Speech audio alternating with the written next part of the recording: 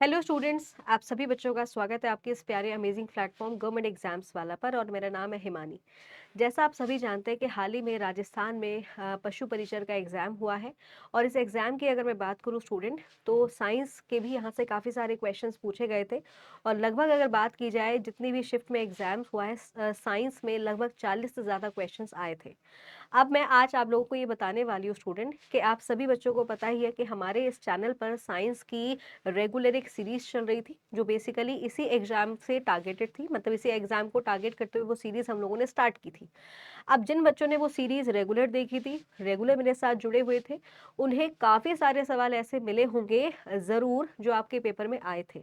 और वो सारे के सारे जो क्वेश्चंस एग्जाम में पूछे गए हैं, आज मैं वो सारे क्वेश्चंस आपको विद प्रूफ यहाँ पर शो करूंगी कि मैंने जो क्लास में पढ़ाया था एग्जैक्ट वही क्वेश्चन जो है एग्जाम में आपसे बेटा पूछे गए हैं। तो जिन बच्चों ने रेगुलर क्लास अटेंड किया है उनको जरूर फायदा हुआ होगा। और साइंस के लगभग अगर मैं बात करूं तो काफी सारे क्वेश्चंस आप लोगों ने सही से अटेम्प्ट कर लिए होंगे बिना गलती के। तो आइए जरा देखते हैं कि भाई कौन कौन से सवाल एग्जाम में आए थे। और अगर आप मेरे साथ रेगुलर बने हुए थे तो आपको फायदा जरूर हुआ होगा। जैसे अगर मैं बात करूं इस क्वेश्चन की, यहाँ पर क्या है, जैसे यहाँ पर ये मैचिंग के रूप में आपसे एक सवाल पूछा गया है स्टूडेंट। साथ ही साथ मैंने हर जब भी क्लासेस हुई है वहां पर आपको कई बार ये चीज बताई भी थी कि एग्जाम में क्वेश्चन मैचिंग की फॉर्म में भी पूछे जा सकते हैं, स्ट्रेट फॉरवर्ड क्वेश्चन भी आ सकते हैं, और स्टेटमेंट वाइज क्वेश्चंस भी पूछे जा सकते हैं। तो जो बच्चे रेगुलर क्लास में थे उन्होंने इन चीज़ों की ज़रूर प्रैक्टिस की होगी और एग्जाम में अच्छा उन लोगों ने ज़रूर किया होगा। जैसे अगर मैं इसी क्वेश्चन की बात करूं तो जैसे यहाँ पर दिया हुआ है कि भाई वार्मिक कंपोस्टिंग का मतलब क्या होता है। तो यहाँ पर जैसे लिखा है कि भाई वार्मिक कंपोस्टिंग में हम अर्थवॉर्म का इस्तेमाल करते हैं। तो ये आप देखिए बिल्कुल एग्जैक्ट लास्ट दिन पे जो मैराथन क्लास हुई थी, उस मैराथन क्लास में मैंने आपको ये बताया भी था कि वार्मिक कंपोस्टिंग के लिए हम क्या करते हैं, रेड अर्थवॉर्म का इस्तेमाल करते हैं। आई होप अगर उस बच्चे ने इस क्लास को देखा भी होगा जिन बच्चों ने, तो उन लोगों ने इस सवाल को सही कर लिया होगा, राइट। वहीं पर गोबर गैस प्लांट के बारे में मैंने कई बार बताया कि यहाँ पर हम किस तरह से काव डंग का इस्तेमाल करते हैं। लैंडफिल का मतलब क्या होगा, रिसाइकलिंग का मतलब क्या होगा। तो इस तरह के काफी सारे क्वेश्चंस बेटा हम लोगों ने प्रैक्टिस किए थे, राइट। आगे हम बढ़े। ये क्वेश्चन देखो, ये तो बिल्कुल एग्जैक्ट ही क्लास से ऐसा समझिए कि बिल्कुल एकदम पेपर में ही छप गया है। देखो यहाँ पे कि सबसे ज्यादा डक्टाइल मेटल कौन सा है, तो बिल्कुल एग्जैक्ट क्वेश्चन है। एग्जैक्ट क्वेश्चन ही मैंने क्लास में कराया था, तो मुझे लगता है उस सवाल का जवाब भी सभी बच्चों ने सही दिया होगा। वहीं पर अगर मैं बात करूं, यहाँ पर जिंक के बारे में बात हो रही है कि जो टिन है, फूड के जो कंटेनर होते हैं उनको टिन का बनाया जाता है, ना कि बेटा जिंक का। ये ठीक इसी तरीके का क्वेश्चन मैंने यहाँ पर कराया था। और मैंने यहाँ पर आपको ये कराया था कि क्यों हम टिन के कंटेनर्स का ही यूज करते हैं भोजन के स्टोरेज के लिए। तो कारण यही था कि जो टिन होता है वो लेस रिएक्टिव होता है, इसीलिए इसका इस्तेमाल किया जाता है। तो इस तरह का क्वेश्चन भी मैंने क्लास में प्रैक्टिस कराया था और एग्जैक्ट ऐसा ही क्वेश्चन आपको एग्जाम में देखने को मिल गया। वहीं पर अगर मैं बात करूं, ये वाला क्वेश्चन तो ऐसा क्वेश्चन है जो एग्जाम में इतनी बार आया, हर शिफ्ट में सवाल पूछा गया है। क्वेश्चन क्या था, क्वेश्चन ये था कि ये जो लॉ ऑफ इनहेरिटेंस है, यानी अनुवांशिकता या वंशागति का जो नियम है, ये किसके द्वारा दिया गया है। तो ग्रेगर मेंडल के द्वारा दिया गया है।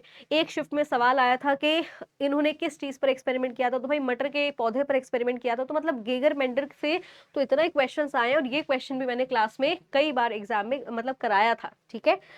उसके बाद आगे मैं बात करूं, ये वाला क्वेश्चन, पेनिसिलिन की डिस्कवरी किसके द्वारा हुई थी। एंटीबायोटिक है, अलेक्जेंडर फ्लेमिंग के द्वारा ये हुई थी। देखो आप यहाँ पर एग्जैक्टली मैंने लिखवाया भी है, साथ में अदर के बारे में भी यहाँ पर बताया था, जो कि आपको यहाँ पर देखने को मिल जाएगा। और इन सब वैज्ञानिकों के बारे में मैंने कितनी बार क्लास में बहुत सारी चीजें यहाँ पर बताई थी इनके रिगार्डिंग। और देखो इसी तरीके का सेम क्वेश्चन आपको एग्जाम में देखने को मिल गया है। वहीं पर अगर मैं बात करूं, ये वाला क्वेश्चन देखिए, सेम तो नहीं कह सकते, लेकिन ये क्वेश्चन का जो कॉन्सेप्ट है बिल्कुल एग्जैक्ट है।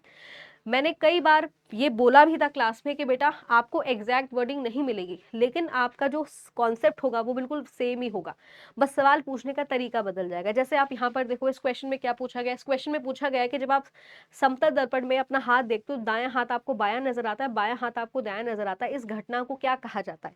तो इसको लेटर इन्वर्जन कहते हैं। वही सेम चीज यहाँ पर दी हुई है, सेम क्वेश्चन क्लास में करा चुकी थी, बच्चों ने इसको जरूर सही किया होगा।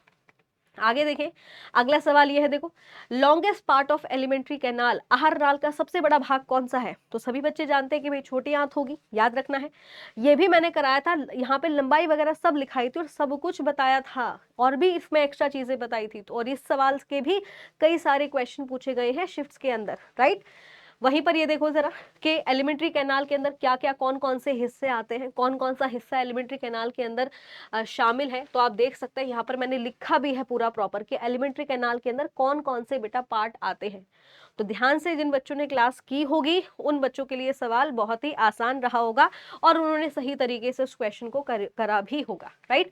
वहीं पर आगे देखो, जैसे अगला सवाल है तो यहाँ पर वही सेम क्वेश्चन पूछा जा रहा है कि बताओ डाइजेस्टिव सिस्टम का कौन सा पार्ट है। अब आप देखो एक ही कॉन्सेप्ट है लेकिन पूछने का तरीका बार बार बदल गया है। यहाँ पर क्या पूछा है कि डाइजेस्टिव सिस्टम में कौन कौन से अंग यहाँ पर शामिल हैं। तो जिस बच्चे ने बहुत ध्यान से इस क्वेश्चन को किया होगा उसने बहुत आसानी से यहाँ पर उन अंगों को पहचान लिया होगा। जैसे क्या होंगे भाई, रेक्टम है, ईसोफेगस है, बेसिकली अगर मैं बात करूं तो यही आपके क्या है, यही आपके डाइजेस्टिव सिस्टम के पार्ट है। बाकी अगर मैं बात करूं ट्रेकिया हो गया, यूरिनरी ब्लैडर है, फेरिनेक्स है, ये अलग है, ठीक है, याद रखेंगे। आगे देखते हैं। उसके बाद ये ब्लड वाला जो क्वेश्चन है, इस क्वेश्चन को एग्जामिनर ने कई बार मोड़ तोड़ के अलग अलग तरीके से पूछा है। अगर मैं इस क्वेश्चन की बात करूं तो इस क्वेश्चन को करने के लिए और साथ में जैसे ये एवरेज ब्रीदिंग रेट है ये भी मैंने क्लास में कराया था और ये भी कई बार एग्जाम में बच्चों को बताया भी था। क्वेश्चन में कई बार मैंने क्लास में इस चीज़ को भी एक्सप्लेन किया था। वहीं पर आप देखो ये बीमारियों वाला कि कौन सी बीमारी है जिसमें बेसिकली सेल्स जो है वो मल्टीपल टाइम डिवाइड हो जाते हैं, कैंसर है इस सवाल का जवाब। ये भी क्वेश्चन मैंने बेटा क्लास में कराया हुआ था। बाकी आप ये देखो येलो रेवोल्यूशन से रिलेटेड अगर मैं बात करूं तो ये जो रेवोल्यूशन वाला पार्ट था जो मैंने कहा था कि एग्जाम में पूछा जा सकता है, रेवोल्यूशन से रिलेटेड भी एग्जाम में क्वेश्चन आ सकते हैं। तो आप ये देखो यहाँ पर ऑलरेडी मैंने लिखा हुआ है और कई बार वर्बली बताया था और देखो यही मैचिंग करने के लिए एग्जैक्ट क्वेश्चन पेपर में पूछा गया है, ठीक है। आगे देखते हैं अगला सवाल। देखो ये मिरर्स में आपको मिलान करना है, बताना है भाई कॉनकेव मिरर कैसा दिखता है, कॉन्वेक्स मिरर कैसा दिखता है। कई बार एग्जाम में मैंने एक्सप्लेन भी किया है। तो यहाँ पर हर क्वेश्चन की सहायता से आप लोगों ने, अगर आपने सही से क्लास अटेंड की होगी तो डेफिनेटली आपने इस क्वेश्चन को भी सही किया होगा। वहीं पर आप ये देखो एलिमेंट्री कैनाल वाला मैचिंग के फॉर्म में पूछा गया है। देखो डेडुनम के बारे में यहाँ पर बताया गया है, डेडुनम किस हिस्से से जुड़ा होगा, रेक्टम किसका हिस्सा होगा, वक्कल कैविटी किसका है, सब चीजें क्लास में कराई हुई थी। ये तो देखो एग्जैक्टली क्वेश्चन है, कितनी बार कराया कि दूध के अंदर दही, जब दूध दही में परिवर्तित हो जाती है तो कौन सा बैक्टीरिया जिम्मेदार होता है। लैक्टोबैसिलस नाम का बैक्टीरिया देख सकते हैं आप, यहाँ पर लिखा हुआ है, बकायदा पूरा बताया हुआ है। देखो एग्जैक्टली यही क्वेश्चन एग्जाम में पूछा है आपसे। ऐसे न जाने कितने सारे क्वेश्चन। ये देखिए फादर ऑफ जेनेटिक्स किसको कहा जाता है, क्लास में कराया हुआ क्वेश्चन, ठीक है। वहीं पर अगर बात करें फिशेस किसके माध्यम से जो फिशेस होते हैं उनका रेस्पिरेटरी अंग क्या होगा, यहाँ पर देखो ऑलरेडी इस क्वेश्चन में दिया हुआ है कि किसके द्वारा होगा, गिल्स के द्वारा होगा। इस तरह के क्वेश्चंस मैंने बेटा कई बार आप लोगों के साथ एक्सप्लेन किया। देखो बीमारियों से रिलेटेड जितने भी सवाल आए हैं, जैसे ये देखो रेबीज किसकी वजह से होता है, देखो पूरा यहाँ पर एक्सप्लेन किया है कि रेबीज किसकी वजह से होगा, रेबीज को किस और अन्य नाम से जाना जाता है, वही सेम क्वेश्चन पूछा गया एग्जाम में। और ऐसे एक नहीं बेटा, ऐसे बहुत सारे क्वेश्चन है। इंसुलिन वाला क्वेश्चन तो इतना ज्यादा बार आया है एग्जाम में, कई बार ये क्वेश्चन इंसुलिन वाला एग्जाम में पूछा गया। जैसे आप ये देखो यही वाला क्वेश्चन है कि इंसुलिन कौन सी ग्रंथि बनाती है और इसके द्वारा अगर ये इंसुलिन जो है जिस ग्रंथि के द्वारा बन रहा है, अगर इंसुलिन ना बने तो व्यक्ति को क्या रोग हो सकता है बेटा, डायबिटीज हो सकता है। ये मैंने कितनी बार क्लास में समझाया था, कितनी बार यहाँ पर क्लास में कराया था। तो मुझे नहीं लगता कि इसको आपने गलत किया होगा, राइट। वहीं पर आप देखो आई लेंस कहाँ पर फोकस करेगी, ये सब चीजें क्लास में हुई थी। और ये एक क्वेश्चन नहीं, आप ये देखो कितने सारे क्वेश्चंस हैं जो क्लास से आए हैं।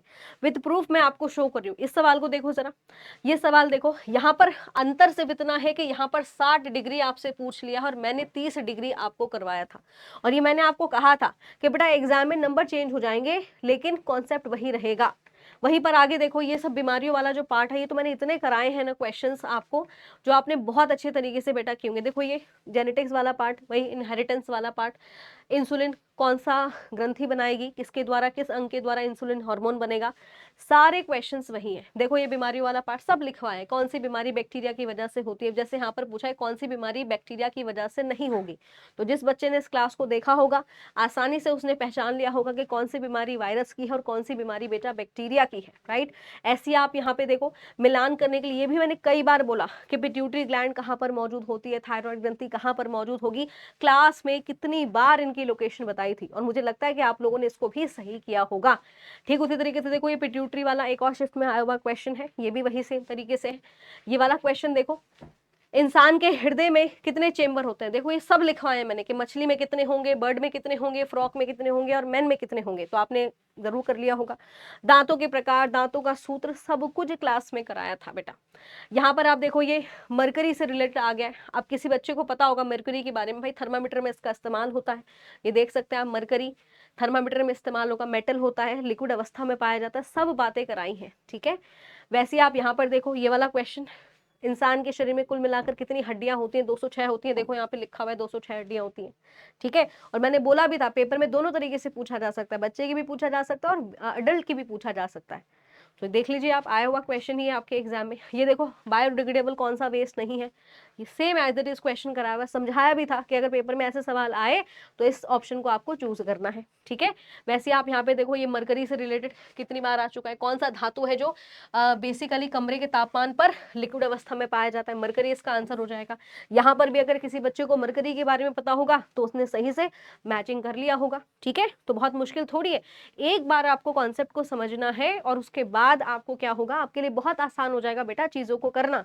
It is not that much difficult. ये देखो गैल्वेनाइजेशन प्रोसेस कितनी बार समझाए, गैल्वेनाइजेशन प्रोसेस के लिए हम हमेशा जिंक का इस्तेमाल करेंगे, आयरन को खराब होने से बचाते हैं, देखो सेम एग्जैक्ट वही क्वेश्चन है, एग्जैक्ट वही क्वेश्चन है, शब्दों की हेराफेरी है, वही कॉन्सेप्ट है, वही चीज है, आप देख सकते हैं। वहीं पर आप ये देखो कौन सी बीमारी हवा के द्वारा फैलती है, कितनी बार ये सारी चीजें बताई, पूरी लिस्ट भी लिखवा दी थी कि बेटा ये वो बीमारियां हैं जो वायरस से होंगी, वो बीमारियां जो बैक्टीरिया से होंगी, कौन सी बीमारियां फैलती हैं, संक्रमण जिन बीमारियों से हो सकता है, जिन बीमारियों से संक्रमण हो सकता है, ट्रांसमिटेड हो सकती हैं, एड्स के बारे में, HIV से रिलेटेड सारी चीजें आपको डिस्कस की थी, कैसे होगा कैसे नहीं होगा, सब चीजें बेटा क्लास में आपको बताई हुई थी। ये देखो ये वाला क्वेश्चन एग्जैक्ट आ गया कि मानव की अगर मैं बात करूंगी, डाइजेस्ट जो रिप्रोडक्टिव सिस्टम है मेल का, क्या इसका हिस्सा नहीं होगा, तो आप देखो डायग्राम के थ्रू मैंने समझाया था, जिसने क्लास को अच्छे से देखा होगा, चीजों को समझा होगा, उसने आसानी से यहाँ पे समझ लिया होगा कि भाई कौन सा पार्ट नहीं है, फिलोपियन ट्यूब नहीं होती मानव मेल रिप्रोडक्टिव सिस्टम के अंदर, बाकी सब होता है। ये देखो क्लास में कराया हुआ है चीजें। ये देखिए बिल्कुल एग्जैक्ट क्वेश्चन है, परपेंडिकुलरली अगर इंसिडेंट रे फॉल्व करेगी तो रिफ्लेक्शन, एंगल ऑफ रिफ्लेक्शन क्या होगा, बिल्कुल सेम क्वेश्चन है, आप देख सकते हैं बिल्कुल एग्जैक्ट क्वेश्चन है, क्लास में सॉल्व कराया हुआ है। ये देखिए यहाँ पे, ये देखिए पूरा टेबल बनवाया हुआ था, कहा भी था कि किसी भी तरीके से एग्जाम में पूछा जा सकता है, इनहेल वाला पूछा जा सकता है, एक्सहेल वाला पूछा जा सकता है, दोनों तरीके से मैंने आपको यहाँ पर टेबल फॉर्म में कहा भी था कि बेटा लर्न करना है क्योंकि ये एग्जाम में आता है। ये बहुत बार देखो, बिल्कुल आप एग्जैक्ट देखो, ये मैं ही हूँ, मैंने ही आपको ये सारी चीजें कराई हैं क्लास के अंदर। ये देख लीजिए हार्मोन वाला भी कई बार कराया, ब्लड शुगर वाला, कनेक्टिव टिश्यू के एग्जांपल्स क्या होते हैं, इस टॉपिक से भी रिलेटेड काफी सारे क्वेश्चन कराए थे क्लास के अंदर। स्टेनलेस स्टील, ये देखो यहाँ पे सवाल एग्जैक्ट भले ही नहीं मिलेगा लेकिन कॉन्सेप्ट वही है कि स्टील, कॉपर, ब्रास, ब्रॉन्ज, आसानी से पहचान सकते हो कौन किस कैटेगरी में आता है, और इस क्वेश्चन को करना मुझे नहीं लगता आपके लिए मुश्किल रहा होगा।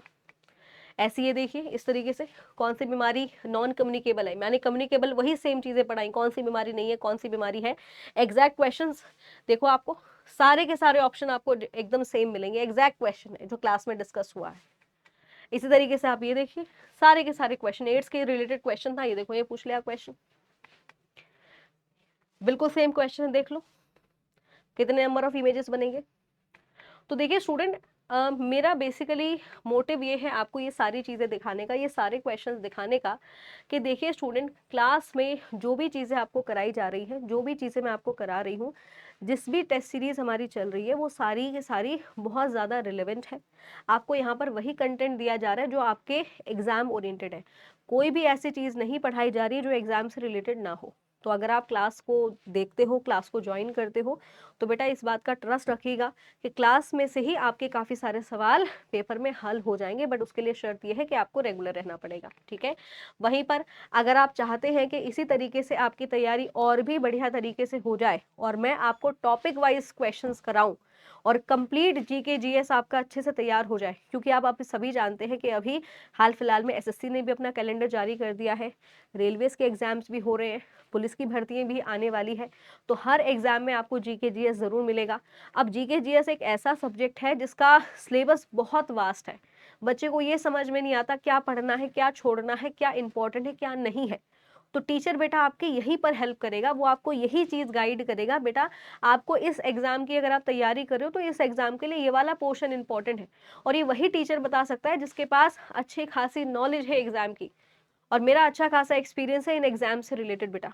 तो इसीलिए अगर आप चाहते हैं टॉपिक वाइज आप क्वेश्चन प्रैक्टिस करना चाहते हैं, तो एक जीके जीएस का बैच आ रहा है, जिस बैच का नाम है हौसला बैच। ठीक है, जीके जीएस हौसला बैच प्रैक्टिस बैच है ये। यहाँ पर आपको जीएस के सारे सब्जेक्ट्स कराए जाएंगे और सभी सब्जेक्ट्स के आपको यहाँ पर प्रैक्टिस क्वेश्चंस कराए जाएंगे विद एक्सप्लेनेशन, राइट। तो कंप्लीट बैच है ये। और बैच का फी प्राइस की भी अगर मैं बात करूं, केवल बेटा 199 है। और ये 199 फी प्राइस केवल उन्हीं बच्चों के लिए है जो पहले 1000 बच्चे क्लास में एनरोल करा लेते हैं, यानी पहले आओ पहले पाओ वाला हिसाब है। अगर आप इस बैच के साथ जुड़ना चाहते हैं, इसकी क्लासेस मंडे से बेटा शुरू हो रही हैं और सीधे तौर पर आप बैच में एनरोल कराइए और अपनी तैयारी को बेहतर से बेहतरीन करिए। फायदा ये होता है बैचेस में कि जब भी आप तैयारी कर रहे हो तो एक बेटा सिस्टमैटिक वे में आप तैयारी करते हो, है ना। वहाँ पे एक तरीके से क्रम बना हुआ होता है कि भाई अब ये वाला सब्जेक्ट पूरा हो गया, अब ये वाला सब्जेक्ट पूरा होगा, बस ये बेनिफिट हो जाता है। और प्राइस भी बेटा बहुत नॉमिनल प्राइस रखा हुआ है, ऐसा नहीं है कि बहुत ज़्यादा हाई अमाउंट रखा गया है। क्योंकि मैं जानती हूँ कि बहुत सारे बच्चे ऐसे हैं जो बहुत ही ऐसे, मतलब एक तरीके से ऐसे सेक्शन से आते हैं जहाँ पर वो बहुत हाई फीस अफोर्ड नहीं कर सकते हैं। इसीलिए कोई भी बच्चा ऐसा ना हो कि भाई उसकी पढ़ाई छूट जाए या तैयारी ना हो पाए पैसे के अभाव की वजह से। इसीलिए जो प्राइस है वो बहुत ही मिनिमम रखा गया है। ठीक है, तो आप चाहें तो इस बैच में बेटा एनरोल करा सकते हैं। बाकी अब आपसे मिलते हैं बाद में, तब तक के लिए thank you so much. And I hope कि आपको ये सारी चीज़ें अच्छी लगी होंगी। जिन बच्चों ने क्लास रेगुलर अटेंड की होगी उनको काफ़ी फ़ायदा भी हुआ होगा और एग्जाम में उन्होंने बहुत अच्छा अपना प्रदर्शन किया होगा। ठीक है बेटा, इसी के साथ thank you so much, bye bye and take care.